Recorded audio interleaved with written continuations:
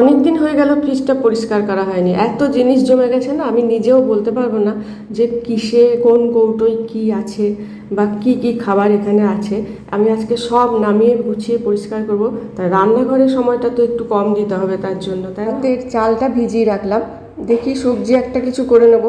আর কাল রাতের বাসি পরোটা আছে, দেখি এটা আলুর তরকারি একটা করে নিই, ওটা দিয়ে খাওয়া যায়। সিজন চেঞ্জের এই সময়টায় যখন সবজি টবজি সেরকম পাওয়া যায় না, বা যেগুলো পাওয়া যায় সেগুলো রোজ রোজ খেতে ইচ্ছা করে না, তখন আমি কি করি, রুটি লুচি বা পরোটা দিয়ে খাওয়ার জন্যে এমনি আলুর একটা প্লেন সাধারণ তরকারি বানিয়ে নিই, কালো জিরে কাঁচা লঙ্কা ফোড়ন দিয়ে। এমনি মানে নর্মাল তরকারি, খুবই হালকা কিন্তু খুব টেস্টি হয়। তো আমি আলুগুলোকে একটু লম্বা লম্বা করে কেটে নিই, ভালো করে ধুয়ে তারপর জল ঝরিয়ে নিই, ধুয়ে তারপরে কালো জিরে ফোড়ন দিয়ে সামান্য সর্ষের তেল দিয়ে কালো জিরে ফোড়ন দিয়ে এবার আলুগুলো একটু ভাজি, খুব কম আঁচ দিই, মানে বেশি আঁচ দিই না, যাতে ইয়ে করে মানে আলুগুলো যাতে নিজের রসেই ভাজা হয়ে যায়, আমি সেই চেষ্টাটা করি। তো ঢাকা দিয়ে দিয়ে আমি ভাজি।